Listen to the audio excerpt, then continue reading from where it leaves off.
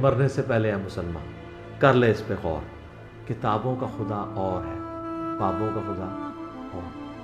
کہنے کو تو دی سب کا اسلام ہے، لیکن کتابوں کا جہاں اور ہے، بابوں کا جہاں اور.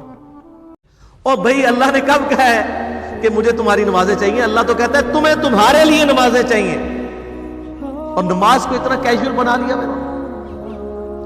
صحیح مسلم کے اندر حدیث ہے، آپ صلی اللہ علیہ وآلہ وسلم نے فرمایا بندے کے کفر اور اسلام کے درمیان فرق ہی نماز ہے. جو نماز پڑھتا ہے وہ مسلمان ہے، اور جو نماز نہیں پڑھتا وہ پاکستان کے شناختی کارڈ میں مسلمان ہے، اللہ کی ڈیفینیشن میں وہ عملاً کافر ہے. صحیح مسلم انٹرنیشنل نمبرنگ کے مطابق 246 نمبر حدیث ہے. آپ جا کے پی ڈی ایف کھول لیں اسلام 360 میں، جا کے 246 نمبر حدیث صحیح مسلم کتاب الایمان چیپٹر میں کھول کے دیکھیں کہ بندے کے کفر اور اسلام، شرک اور اسلام کے درمیان فرق ہی نماز ہے. آپ بے شک اپنے آپ کو مسلمان کلیم کرتے رہے، لیکن وہ شناختی کارڈ والا مسلمان ہے، نکاح طلاق والا مسلمان ہے، اس کا جنازہ بھی پڑھ دیا جائے گا، پیدا ہوگا اذان بھی دے دی جائے گی. اللہ کے حضور وہ مسلمان نہیں ہے، وہ بس کلمے کا ہی ہم احترام کرتے ہیں، ادروائز تو عملاً کافر ہے. اسی طریقے سے جامعہ ترمذی میں حدیث ہے، سنن نسائی کے اندر حدیث ہے، سنن ابن ماجہ کے اندر حدیث ہے کہ آپ صلی اللہ علیہ وآلہ وسلم نے فرمایا جس نے نماز چھوڑ دی گویا اس نے کفر کیا.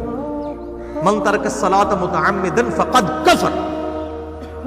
اس سے زیادہ اور کیا سخت بات کی جائے کہ کسی کو یقین آئے کہ جس نے جان بوجھ کے نماز چھوڑ دی اس نے کفر کیا. اب جان بوجھ کے یہ نہ سمجھیے گا کہ جی میں بال بچیاں دے وہ کمائی کرتا رہنا تھا، منو ٹائم نہیں ملتا. جان بوجھ کی ڈیفینیشن بھی نبی علیہ السلام نے بخاری اور مسلم میں موجود ہے کہ اگر کوئی شخص بے ہوش ہو جاتا ہے یا سویا رہ جاتا ہے، یہ دو آپشنز ہیں، یا تیسرا آپشن ہے وہ بھول جاتا ہے، تو جیسے یاد آئے اسی وقت وہ والی نماز پڑھ لے. لیکن جو شخص دنیا کو ٹاپ پرائورٹی مانتا ہے، اپنا آفس چھوڑنے کے لیے تیار نہیں، اپنا کلینک چھوڑنے کے لیے تیار نہیں ہے، اور اپنی دکان چھوڑنے کے لیے تیار نہیں ہے نماز کے لیے، تو ظاہر ہے کہ وہ تو اپنے آپ کو دھوکہ دے رہے ہیں. اللہ تعالیٰ تو اپنے معاملات کے اندر بالکل اسٹریٹ فارورڈ ہے. بالکل یہ ذہن میں رکھ لیں. جامعہ ترمذی میں صحیح سند کے ساتھ موجود ہے، عبداللہ بن شفیق تابعی رحمہ اللہ تعالیٰ کہتے ہیں کہ صحابہ کرام علیہم رضوان صرف نماز کے چھوڑنے کو ہی اعمال میں سے کفر سمجھتے تھے.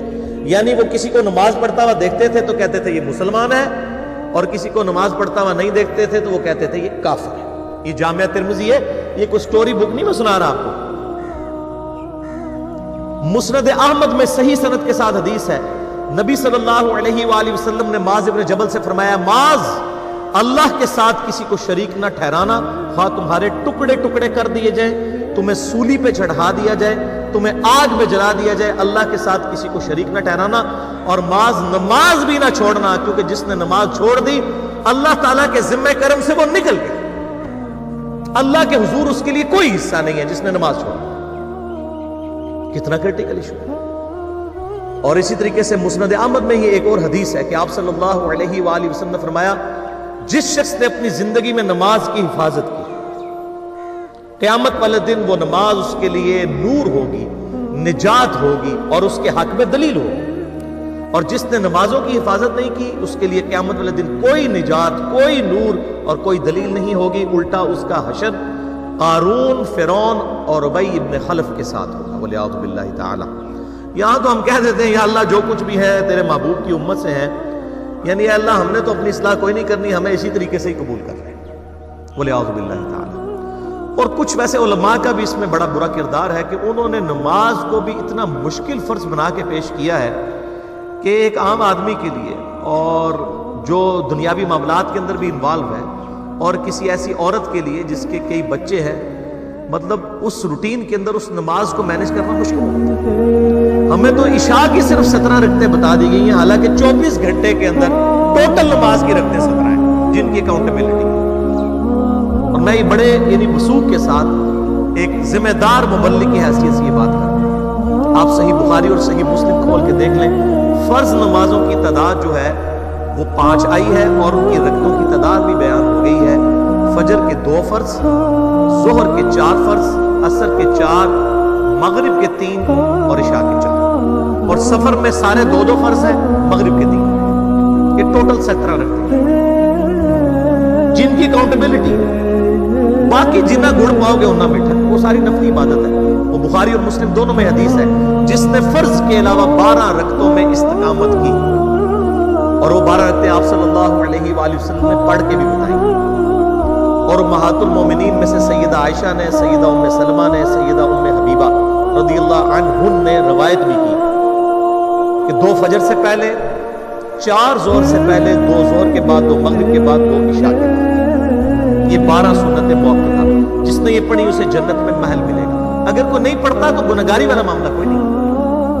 اسی طریقے سے اس کے علاوہ ایک اور وطر کی نماز ہے جو سنت موقعہ ہے، اور سیدنا مولا علی رضی اللہ تعالیٰ عنہ علیہ السلام کا قول ہے کہ وطر سنت ہے، سنت ہے، سنت ہے، مگر اسے مت چھوڑو۔ ہے سنت ہے لیکن تاکیدی ہے۔ آپ صلی اللہ علیہ وآلہ وسلم نے سفر میں بھی وطر اور فجر کی 2 سنتیں پڑھی ہیں، لیکن یہ صرف افضلیت کے اعتبار سے تاکیدی ہے، ان کی اکاؤنٹیبلٹی کوئی نہیں ہے۔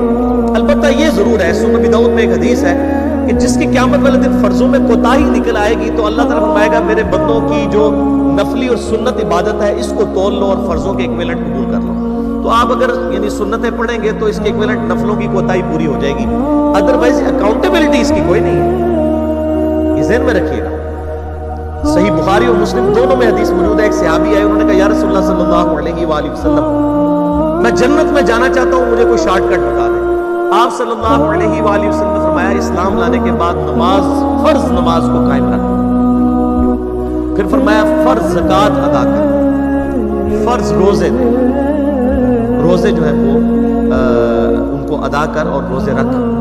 حج اس وقت فرض نہیں ہوا تھا، وہ زندگی میں ایک بار۔ اس نے کہا یا رسول اللہ صلی اللہ علیہ وآلہ وسلم جتنا آپ نے مجھے بتایا نہ میں اس میں ایڈ کروں گا نہ اس میں سے کوئی چیز مائنس کروں گا، اور یہ کہہ کے وہ چلا گیا۔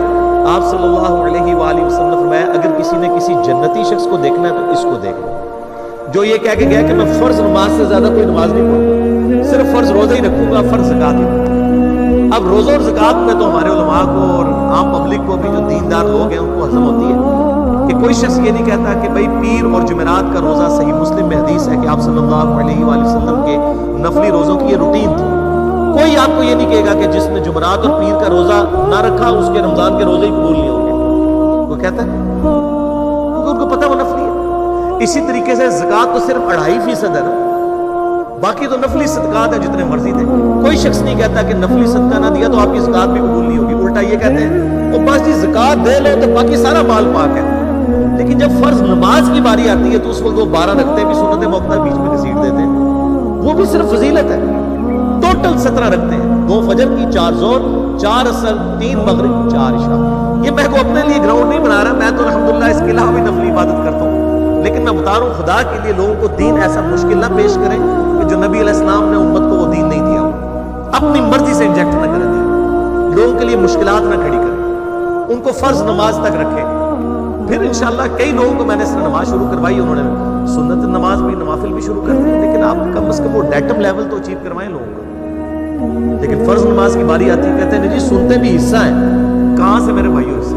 وہ 17 رکھتے ہیں، سنتیں پڑھیں گے ثواب ہے، نہیں پڑھتے گناہ کوئی نہیں۔ تو کم از کم فرض تو ادا کریں، اس کے لیے آپ کو ٹوٹل 24 گھنٹے میں میرے خیال 40 منٹ بھی نہیں چاہیے فرض پڑھنے کے، تو اس کے اوپر تو استقامت کم از کم ہم اختیار کریں۔